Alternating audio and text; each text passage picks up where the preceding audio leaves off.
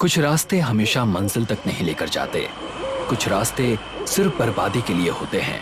ऐसी ही एक कहानी है महाराष्ट्र के एक गांव की, जिसका नाम था वेतालवाड़ी। रवि नाम का एक आम आदमी एक दिन ऐसे ही अपने भाई नीरज के पास जाने के लिए वेतालवाड़ी के सुनसान रास्ते से गुजर रहा था। ये मैप मुझे कहाँ लेकर आ गया यार, पता नहीं कौन सी जगह है ये। रवि का भाई उसे कॉल करता है। रवि तुरंत फोन उठाता है। हाँ भैया, क्या हाल है? अभी तक पहुंचा नहीं? पता नहीं भैया, ये जीपीएस कुछ अजीब ही रास्ते पर लेकर आ गया है। दोनों तरफ जंगल है, कहीं भी कोई लाइट नहीं है। शायद कल सुबह तक ही पहुंच पाऊंगा। तू रात में किसी अनजान रास्ते पर? बस ध्यान रखना, सेफ रहना। और hello hello hello Ravi, Ravi, hello hello भैया, आवाज नहीं आ रही। नेटवर्क कम होने के कारण आवाज सही से नहीं जाती और कॉल कट हो जाता है।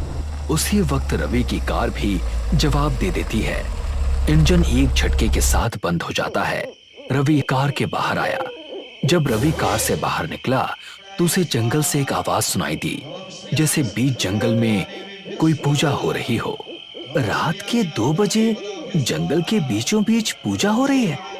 रवि की उत्तेजना उसे उस आवाज की ओर खींच ले जाती है। उसकी आंखों में और जहन में सवाल है, पैरों में हिचकिचाहट, लेकिन वो चलता जाता है। जंगल के बीच एक छोटी सी जगह पर 4 लोग अपने कंधे पर एक पालकी लेकर जा रहे थे। उनकी आंखों पर पट्टी बंधी हुई थी। पालकी इतनी रात को? रवि पालकी को देख रहा था और पालकी आगे आगे चल रही थी। तभी उसकी नजर पालकी के बगल में खड़े एक आदमी पर गई, जो जब अंधेरे से बाहर आया तब पता चला कि वो इंसान नहीं मगर बेताल था।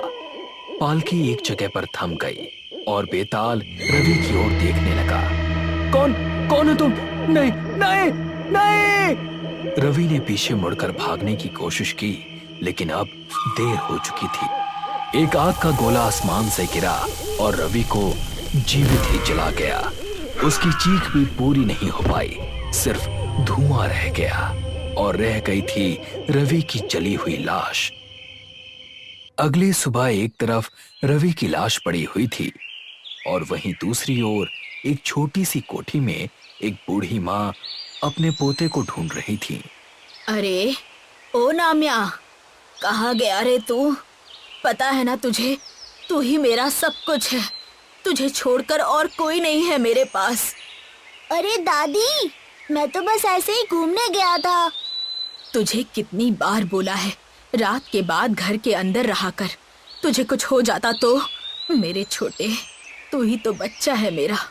दोनों अभी बात कर ही रहे थे कि अचानक एक औरत वहां पर आ गई। माँ जी, माफ कीजिए, पर गांव के पास एक आदमी की लाश मिली है। क्या? दादी तुरंत लाश के पास जाने लगती हैं। लाश के पास पहुंचकर वो लाश को देखकर कहती हैं, ये उसी का काम है। मैं लाश को देखकर बता सकती हूँ, ये उसी का काम है। किसका माँ जी?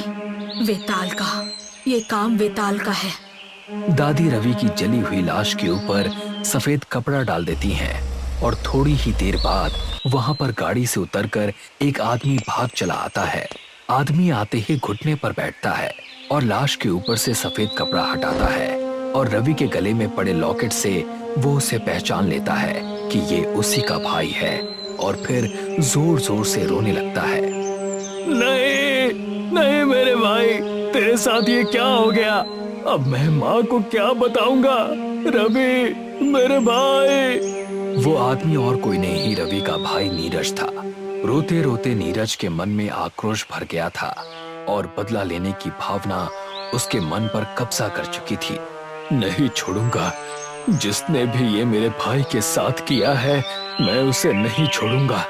नीरज की ये बात सुनकर दादी कहती है, मुझे दुख है तुम्हारे भाई की मौत का, मगर तुम इसका बदला नहीं ले पाओगे। तुम्हारे भाई को मारने वाला कोई इंसान नहीं बल्कि एक वेताल है।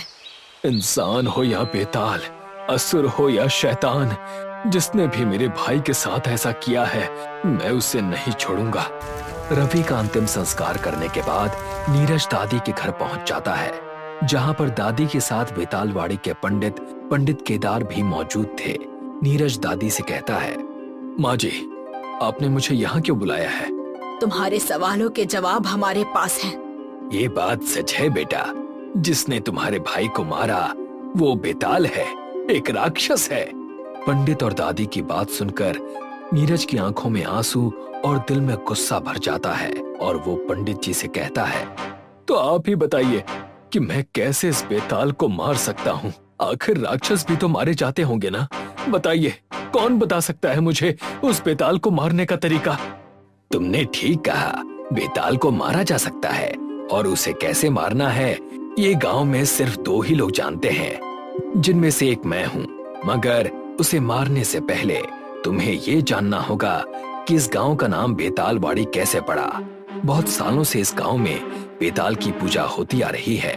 बेताल का मंदिर भी इस गांव में है। मगर करीब 9 साल पहले एक बड़े से बरगद के पेड़ के नीचे एक अघोरी आकर बेताल की पूजा करने लगा। ए विनाश स्वाभिमानम असुरामन स्वाहा, ए वेतालम स्वाभिमानम असुरामन स्वाहा। पूर्णिमा की उस रात में भी उसी रास्ते से अपनी कोठी की तरफ गुजर रहा था जब मैंने उस अघोरी को बेताल को बुलाने वाला हवन करते हुए देखा था। उसके मंत्रों को सुनते ही मैंने उससे कहा, हे अघोरी, ये तुम किस तरह के मंत्रों का जाप कर रहे हो? क्या तुम बेताल को इस गांव में प्रकट करना चाहते हो? मेरे इतना कहते ही वो अघोरी अपनी आंखें खोलता है और मुझसे कहता है, बेताल पैदा हो चुका है। बेताल ही पालकी निकालते थे ना। अब भविष्य में कभी भी कोई उस पालकी को देखेगा तो आग उसे भस्म कर देगी। जिस बेताल की तुम पूजा करते थे, अब वही बेताल तुम्हारे लिए श्राप बन जाएगा। इससे पहले कि मैं और सवाल करता, वो अघोरी अपने बनाए हवन कुंड में कूद गया और उसी जगह पर आग ने उसे अपने लपेटे में ले लिया। मुझे आज तक पता नहीं चला कि आखिर उस अघोरी ने बेताल को यहाँ क्यों बुलाया। पंडित वहाँ अघोरी की कहानी सुना रहे थे और यहाँ आसमान काला पड़ चुका था।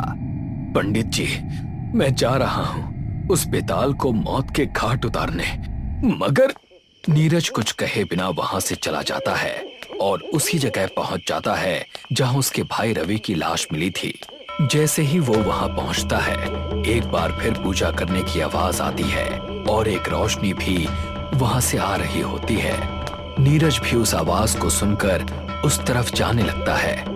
नीरज को बेताल की पालकी दिखाई देती है। उसे वही 4 लोग अपने कंधे पर लेकर जा रहे थे जिनकी आंखों पर पट्टी थी। उन्हें देखकर नीरज कहता है, इन्होंने अपनी आंखों पर पट्टी क्यों बांधी? चारों पालकी को रोकते हैं और नीरज की ओर देखकर हंसने लगते हैं।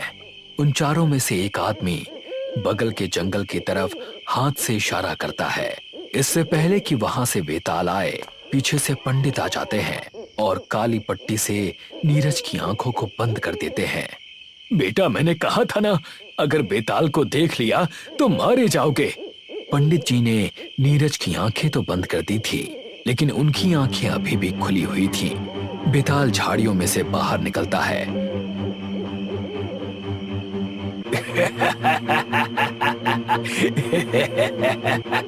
उसकी आवाज सुनकर नीरज अपने कानों को बंद कर लेता है। मगर पंडित जी, नहीं नहीं, ये श्राप मुझे नहीं लगेगा। आग का एक बड़ा सा गोला जंगल की तरफ से आता है और पंडित जी को जलाकर राख कर देता है। आसमान साफ हो जाता है और नीरज पंडित जी की जली हुई लाश को देखता है और कहता है, पंडित जी, आप मेरी वजह से मारे गए। दादी भी अपने पोते को ढूंढते ढूंढते वहां पहुंच जाती है और पंडित जी की लाश को देखती है। और उसी वक्त दादी का पोता नलकान भी आता है, उसी जंगल से जहां से बेताल आया करता था। तुम वहां से कैसे आए? दादी, मैंने वहाँ पर 4 लोगों को देखा। नीरज पंडित जी की लाश को देखकर कहता है, सिर्फ 2 लोगों को पता है कि बेताल को कैसे मारा जा सकता है। एक तो आप थे, तो दूसरा कौन है जिसे पता है कि बेताल को कैसे मारा जा सकता है? दादी नीरज की ओर देखती हैं और कहती हैं, वो दूसरी इंसान मैं हूँ।